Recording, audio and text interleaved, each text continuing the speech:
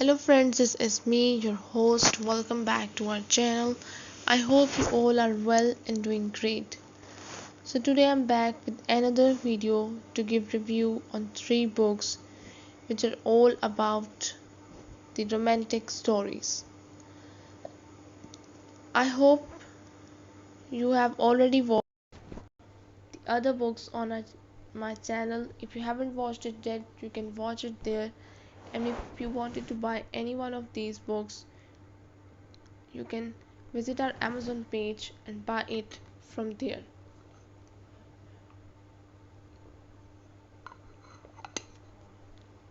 So the first book which we're going to see today is The Giver of Stars by Jojo Moyes.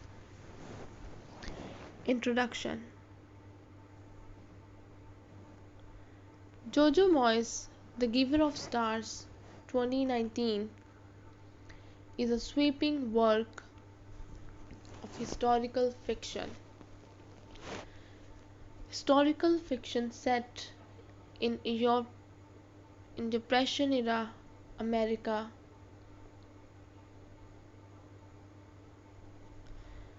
specifically in the remote and rugged mountains of Kentucky. Known primarily for her emotionally charged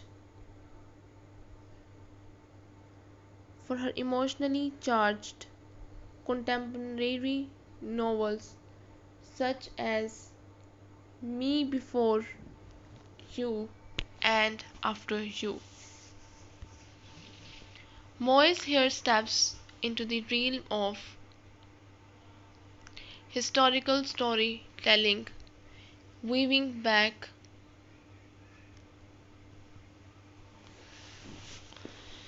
weaving fact and fiction together to shed light on a fascinating but little known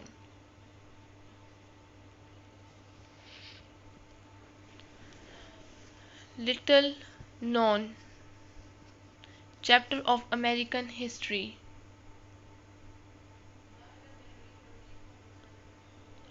the Pack Horse Library Project.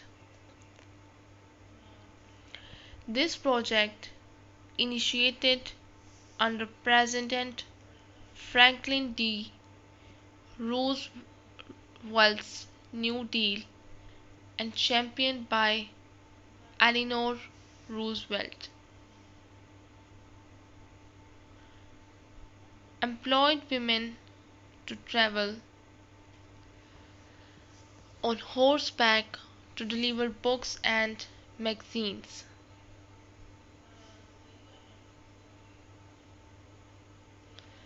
Deliver books and magazines to isolated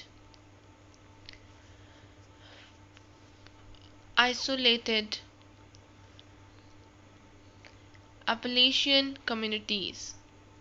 Moyes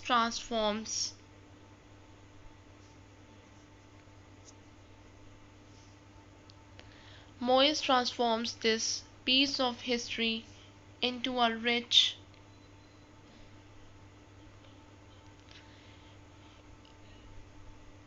and layered narrative exploring themes of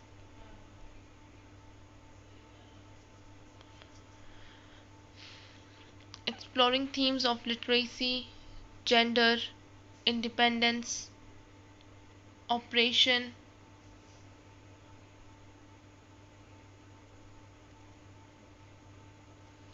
oppression and oppression, friendship and resilience. While the novel takes liberties with its fictional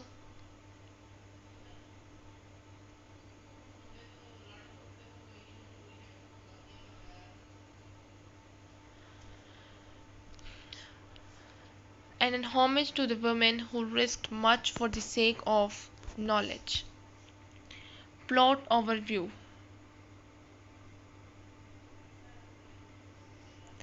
The novel begins with Alice Wright, a young Englishwoman from a respectable but respectable but stifling family.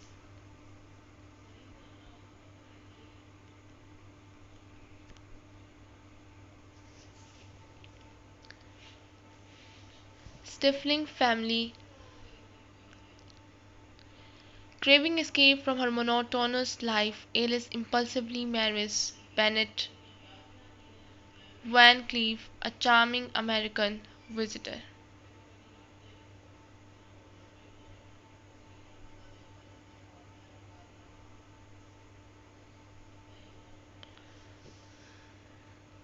Her romantic dreams of freedom and excitement quickly collapse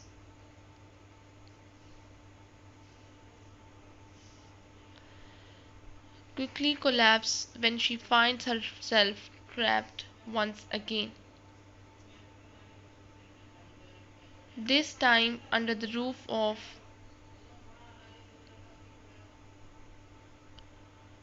her controlling and authoritarian father-in-law, Mr. Van Cleef,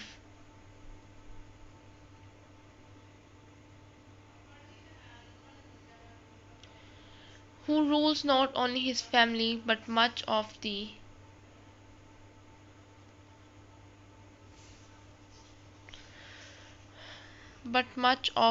town with wealth, status, and intimidation.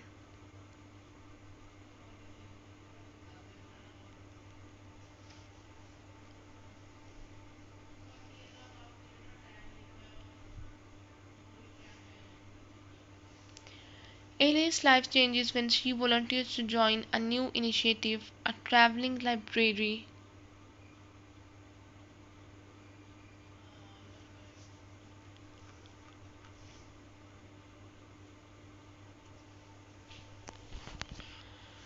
Traveling library where women on horseback deliver books to isolated mountain families. It is here she meets Margery O'Hare, the fiercely independent daughter of a disreputable moonshiner. Margery, scorned by many in town of her family's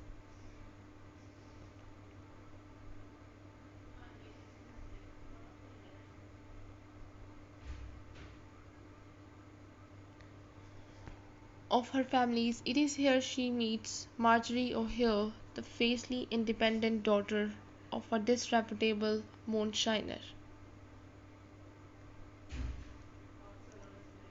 Margery, scorned by many in town for her family's reputation and her refusal to conform to societal norms.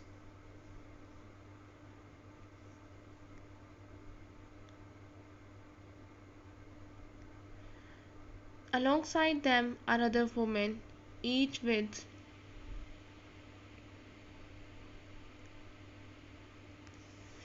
each with unique strengths and struggles.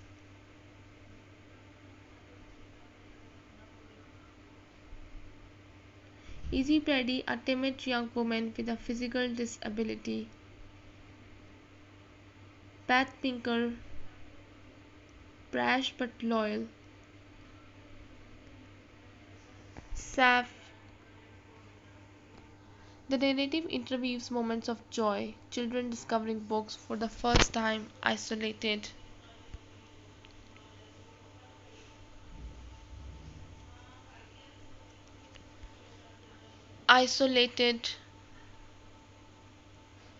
families receiving comfort through stories, with darker turns including gossip, scandal, violence, and injustice. When Margery is falsely accused of murder, the librarians must rally together to protect her and the very existence of the library, confronting the powerful forces that wish to silence them.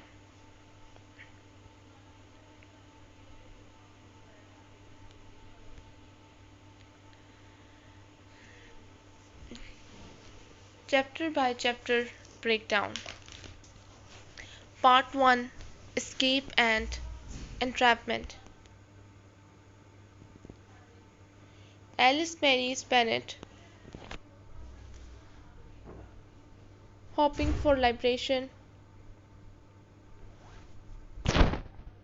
but realizes life in Paleyville is restrictive and suffocating.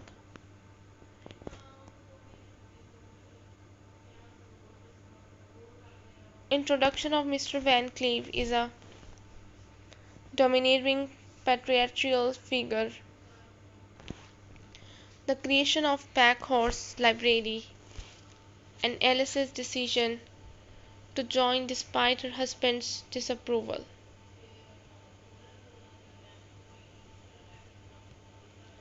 Part 2, The Birth of the Library.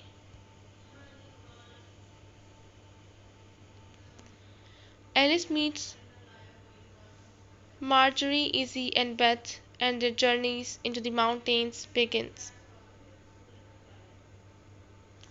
Early challenges: dangerous terrain, long rides and suspicious locals. But slowly, the women win trust by bringing not just books but also news, comfort and companionship. Part 3, Bonds of Friendship. Alice and Margery's friendship deepens with Alice learning courage from Margery. Community begins to see the librarians as essential. The opposition grows among conservative men. Sophia emerges as a symbol of racial injustice. Her knowledge and efficiency are critical but underappreciated. Part 4, Conflict and Injustice.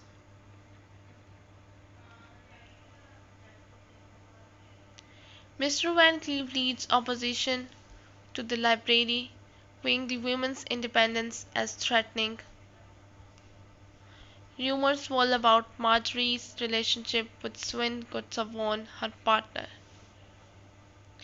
When tragedy strikes and Margery is accused of murder, the stakes escalate.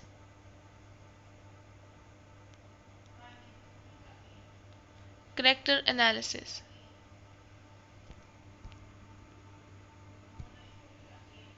Alice Wright. Alice is the lens through which readers enter the story, at first naive and constrained by societal expectations.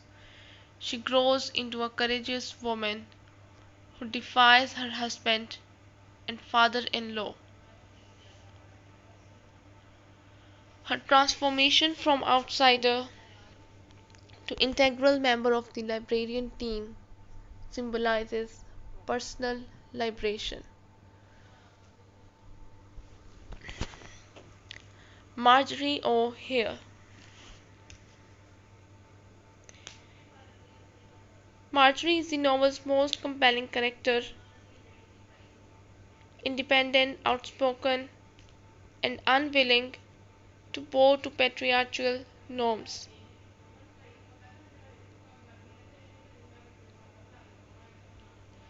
She defies gender expectations by refusing to marry, choosing instead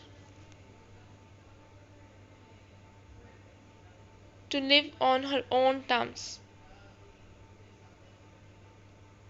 Her resilience in the face of gossip and injustice makes her the heart of the novel. Mr. Van Cleve, a symbol of entrenched patriarchy and corruption, his wealth and social standing allow him to manipulate others. But his hatred for female independence and intellectual freedom makes him the perfect antagonist. Bennett Van Cleve. Weak and indecisive, Bennett is torn between his wife and his father, but ultimately sides with patriarchal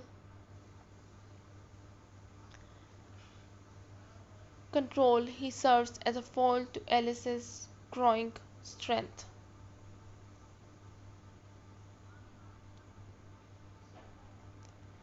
Supporting characters. Easy Brady overcomes her physical ability and lack of confidence to find her own sense of purpose. Beth Pinker represents defiance, brashness, and loyalty. Sophia Kenworth highlights racial inequality despite being excluded from full participation. She is indispensable to the library's success.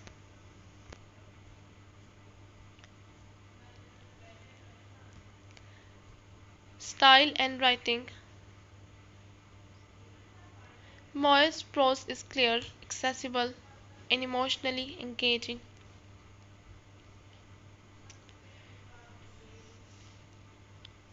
She balances historical detail with storytelling.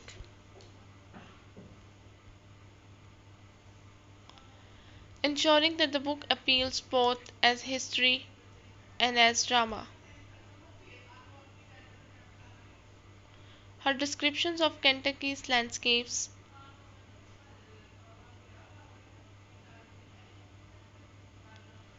its forests, rivers, and mountains, are immersive. While some critics argue that her villains are too one dimensional,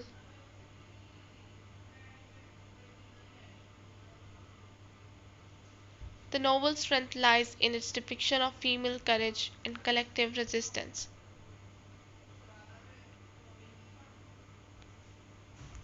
Critical reception. Upon release, The Giver of Stars received widespread praise for its subject matter and characters.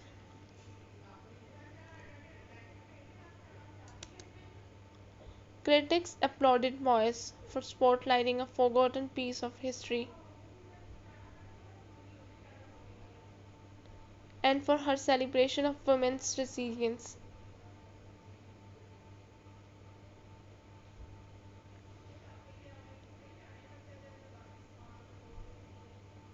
Some debates arose over similarities with another book, but Moyes defended her work as independently researched.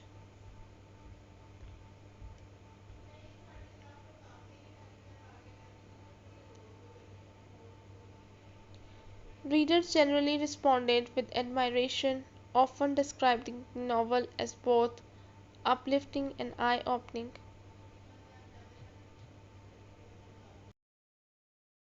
Embraced it for discussion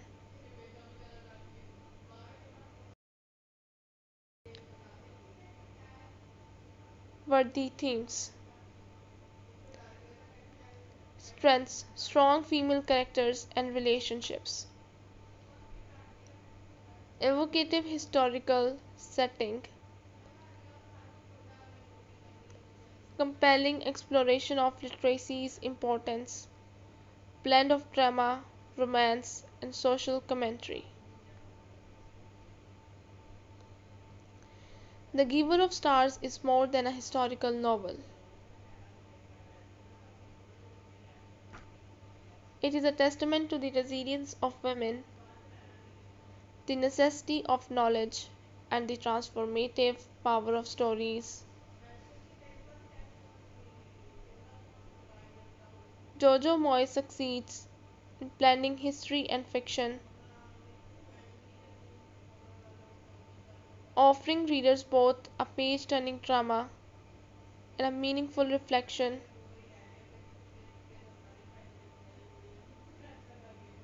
on the fight for equality and freedom. For those who love historical fiction, especially novels highlighting unsung female heroes, The Giver of Stars is essential reading. It reminds us that books have always been and will always be among the most powerful tools for liberation. The next book which we're going to see today is the Dating After the End of the World by Jeneva Rose. Jeneva Rose, widely known for her best-selling psychological thriller.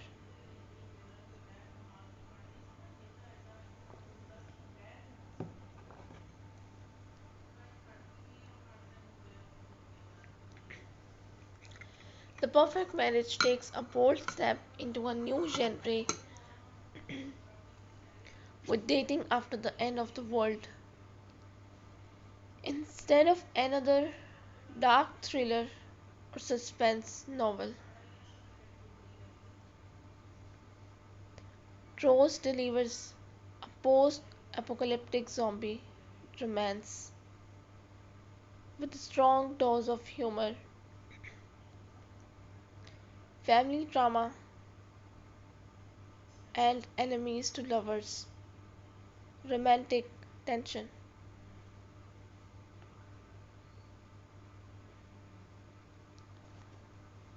This genre shift is both surprising and refreshing.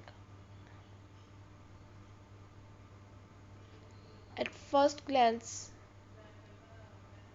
the title might seem tongue in cheek. Dating and the end of the world are not natural companions.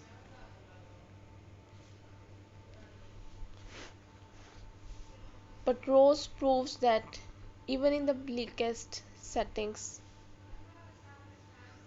stories of hope, forgiveness, and love can thrive. The novel tells the story of Casey Pearson, a woman with complicated past rooted in her father's doomsday prepping. When society collapses under the weight of a zombie outbreak,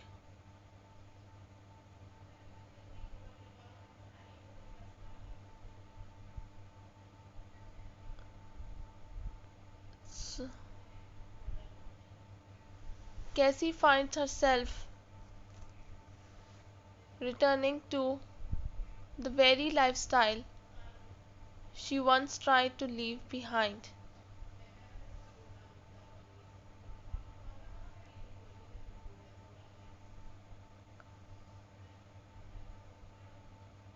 Her survival isn't just about avoiding zombies, it's also about facing old wounds, reconciling with family, and confronting Blake Morrison,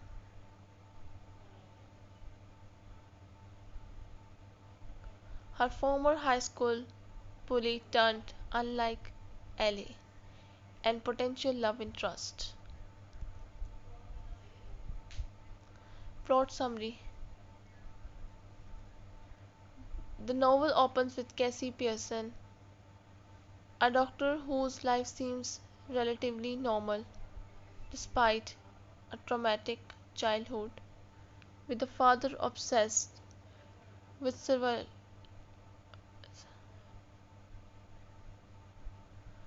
Her, her father raised her in a compound, stockpiling food, weapons, and emergency supplies for the inevitable collapse. When Casey became an adult, she distanced herself from this way of life building a career in medicine, and attempting to lead a normal life.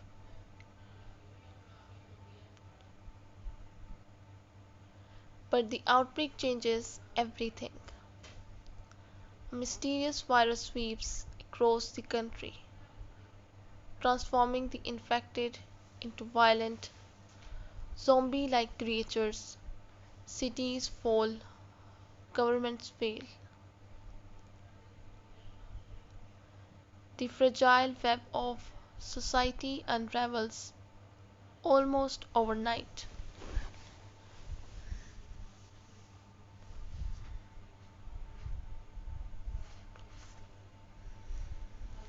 Cassie, caught in the chaos, realizes she has only one safe option: return to her father's compound in rural Wisconsin. When she arrives, she discovers the place is not only still functional but thriving. Thanks to her father's meticulous preparations. The show comes when she sees who else is there. Blake Morrison, her old high school mentor, the boy the boy who once made her teenage years miserable. Now older, more rugged and hardened by survival, Blake is both a reminder of painful memories and a potential partner in navigating this brutal new world.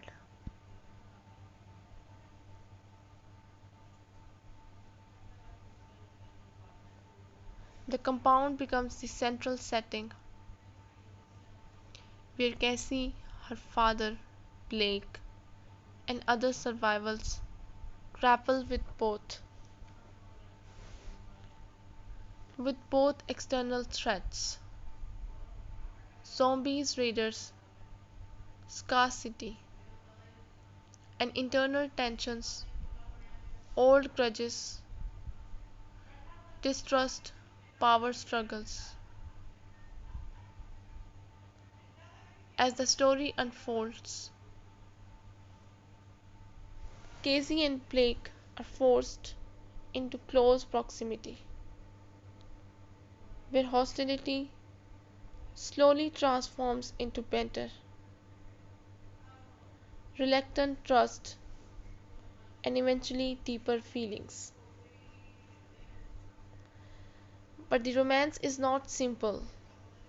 Casey carries scars from Blake's bullying and wonders if forgiveness is possible, while Blake is wrestling with his own guilt, regret, and desire for redemption.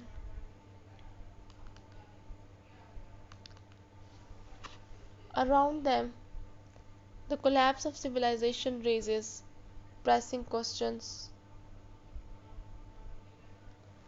who can be trusted? What compromises must be made to survive? And can love even exist when the world has ended?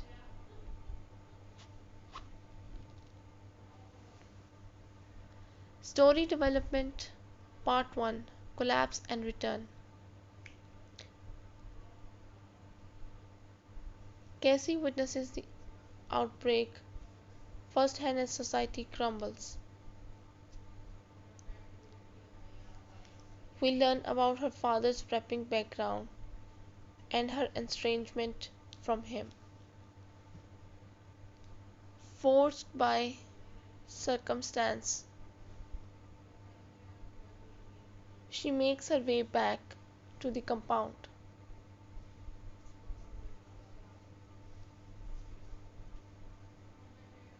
Part 2: The Compound. Introduction of survivors who already live there. Reunion with her father, which is both awkward and comforting.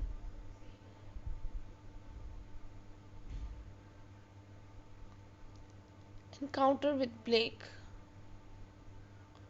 tense, bitter, and awkwardly charged. Early conflict, the group debating rules, leadership, and whether outsiders should be welcomed. Part 3, Tension and Survival. Casey and Blake clash repeatedly as they navigate patrols, medical emergencies, and zombie attacks. Memories of their high school years resurface, deepening their mistrust. Yet small cracks in the hostility appear. They save each other's lives more than once. Action sequence intensify, raider attacks, food shortages, and zombie hordes put everyone at risk. Part 4, Revelation and Romance. Blake begins to open up about his past, admitting regret for how he treated Casey. Casey confronts her own unresolved pain and wrestles with whether to forgive him. The relationship shifts into genuine connection, though not without setbacks. Tensions with the compound rise, power struggles, betrayal, and conflicting moral choices test everyone. Part 5, Resolution. Casey and Blake's bond faces its ultimate test. External threats force the survivors to make life-altering decisions. The novel concludes with a mix of hope and uncertainty, leaving some threads open for possible continuation.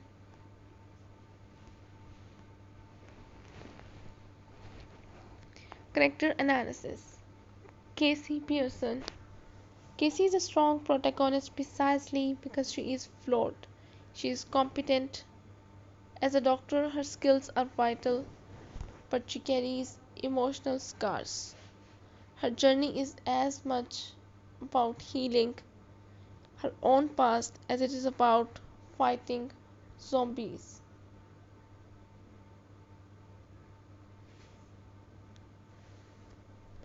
Blake Morrison.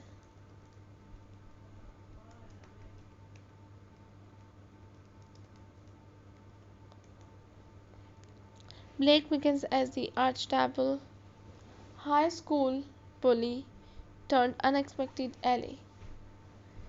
At first, his presence is infuriating to Cassie, but over time he reveals depth, remorse, and courage. He's not one-dimensional. He was guilt, longing, and a desire to prove himself. His chemistry with Casey is central to the novel's emotional weight. Casey's father, a complex figure both vindicated and criticized by the apocalypse. His obsession with prepping, once ridiculed, now proves life-saving.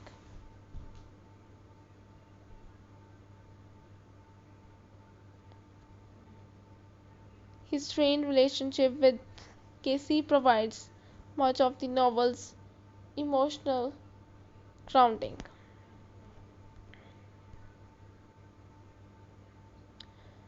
Writing style and structure. Rose's style is fast paced, cinematic,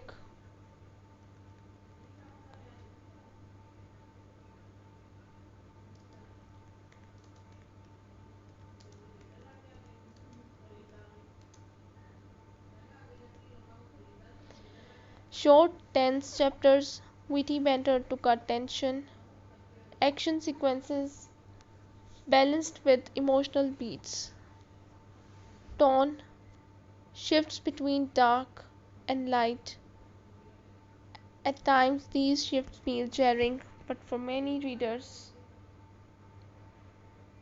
that balance makes the story more enjoyable. Conclusion.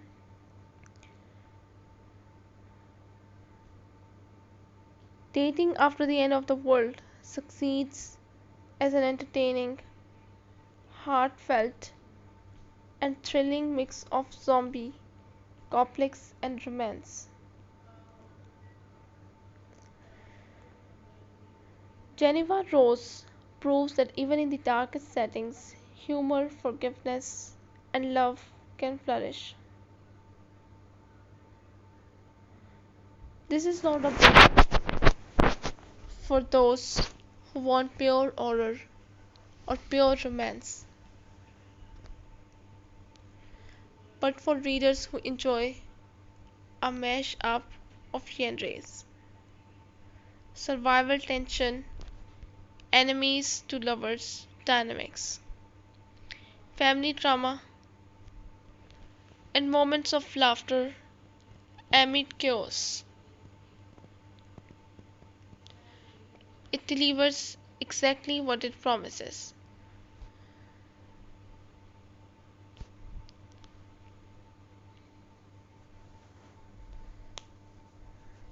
The last book which we're going to see today in this video, which is also the romantic story, is the Meet Me at the Seaside Cottages by Jenny Coughlin. Jenny Colgan has long been recognized as one of the most beloved voices in contemporary women's fiction.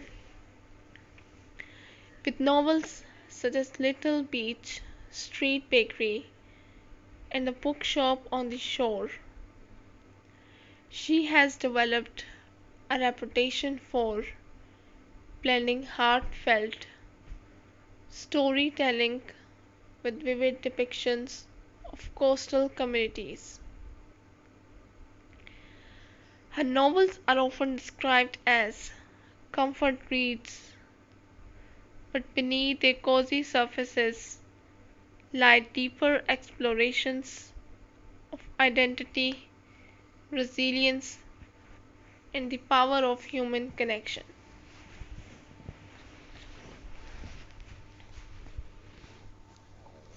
Meet Me at the Seaside Cottages 2025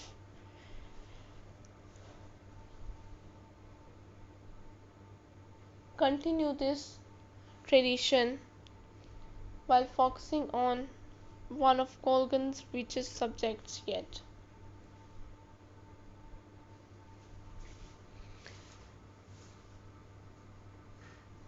The complicated and often fraught relationship between mothers and daughters.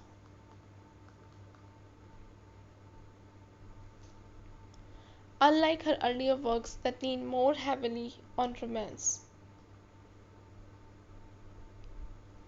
this novel places family dynamics at its center, exploring the messy, imperfect, but ultimately healing bond between Janie Carter and her adult daughter Essie. At once a tale of homecoming, a meditation on forgiveness, and a celebration of seaside life.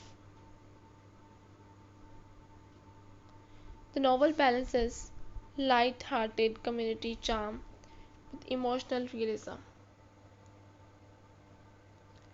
Its blends of humor, tension and tenderness makes it both accessible and poignant, ensuring it resonates with readers across generations.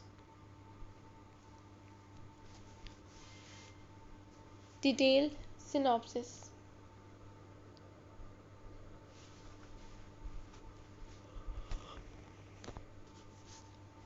The novel begins with Jeannie Carter, a divorced mother of two who has made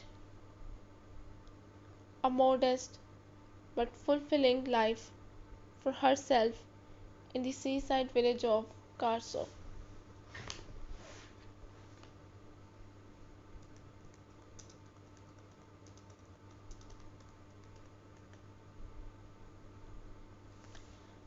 Having endured the collapse of her marriage and the challenges of raising children,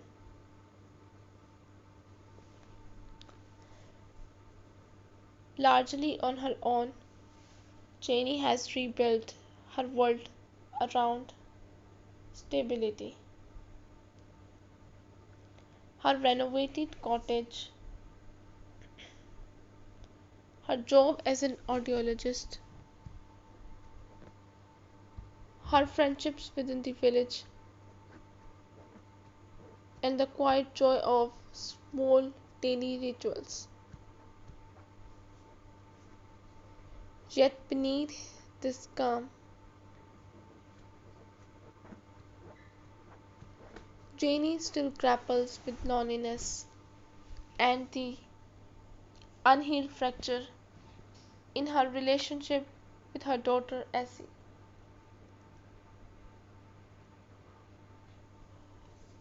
Once inseparable, the two have grown distant over the years.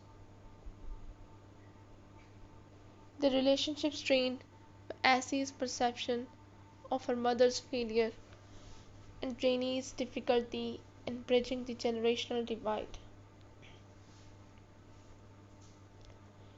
Meanwhile, Essie, now 30, is plundering in Edinburgh. After losing her job and struggling with rent, she reluctantly returns home, feeling defeated and resentful. The, res- the return is hardly joyous. Old resentments rise to the surface as she and Janie are forced to share the same roof again.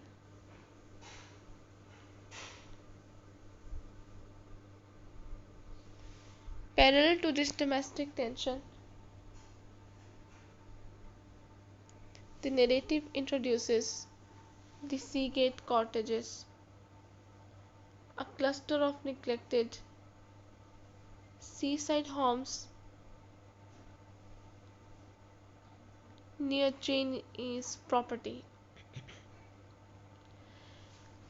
Their derelict state becomes symbolic of their despair.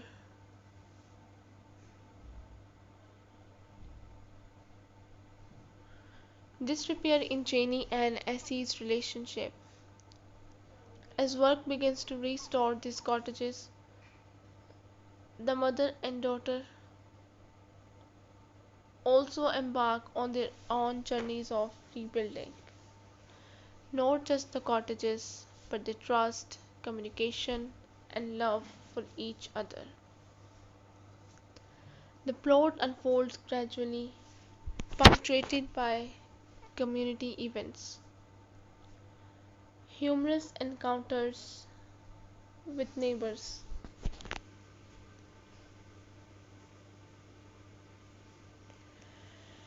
and the presence of beloved side characters, including rescued dogs that add both chaos and charm. Romance simmers in the background. Janie tentatively considers opening her heart again, while Essie stumbles into unexpected opportunities for connection.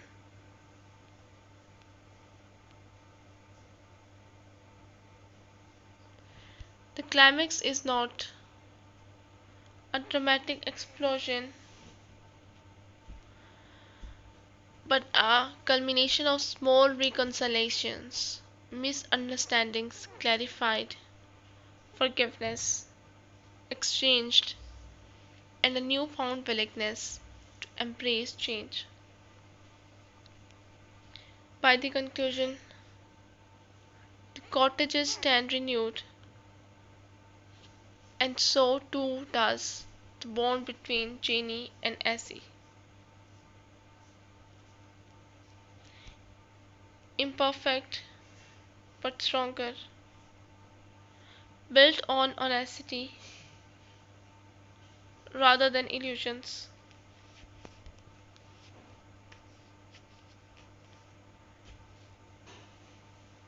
Chapter progression and emotional arc. Return and resistance. Essie arrives home, defensive and reluctant. Janie, while relieved to have her daughter near, struggles to navigate her criticism.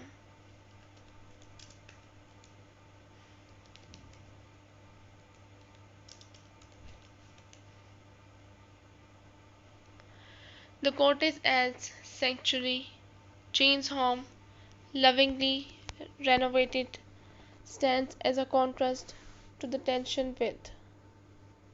The setting is richly described, grounding the reader in seaside life. Community web. Locals appear, offering warmth, humor, and reminders. The life in a small town is never isolated. Clashes and old wounds. Early conflicts reveal deeper scars. Ass's disillusionment with her mother, Janie's regrets about the past. The Seagate Project. Introduction of cottages in need of repair. Their decay mirrors relational distance, their restoration becomes a shared goal. Romantic undercurrents. Both women encounter possibilities of love, though hesitantly.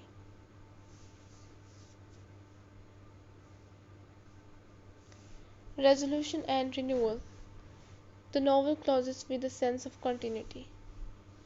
Life remains imperfect, but bonds are stronger, futures more hopeful.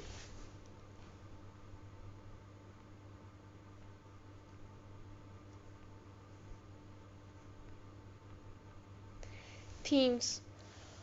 Home and belonging. The novel explores the idea of home as both a physical space and an emotional state. The seaside cottages represent not only shelter but also the possibility of renewal. Mother daughter bonds. Unlike many novels that idolize family relationships, Colgan presents them with honesty. Misunderstanding, resentment, and disappointment coexist with love, loyalty, and hope. Resilience and renewal. Both Janie and Essie face setbacks, divorce, job loss, estrangement.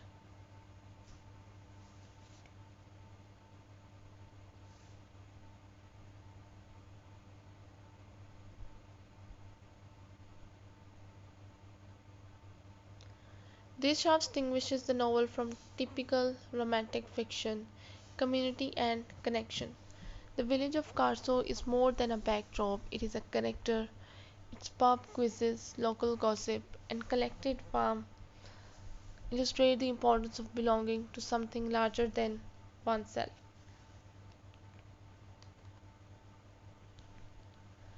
Conclusion. Meet Me at the Seaside Cottages is a testament to Jenny Colgan's ability to combine comfort with depth.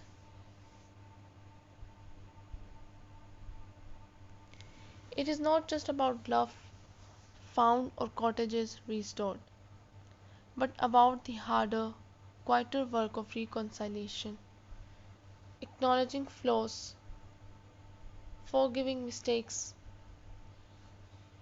and choosing to begin again.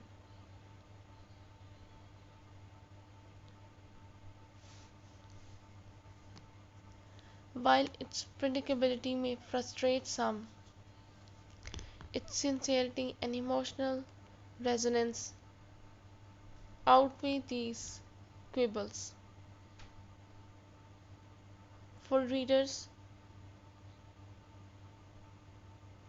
seeking a story that is both soothing and meaningful, Colgan's novel delivers. Above all, it reminds us that healing is possible, not in grand gestures, but in daily acts of patience, understanding, and the steady rhythm of seaside life.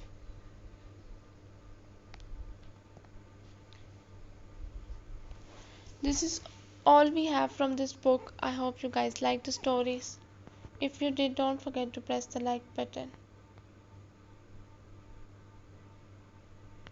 I'll be back with another videos with another books. Till then, just take care and goodbye.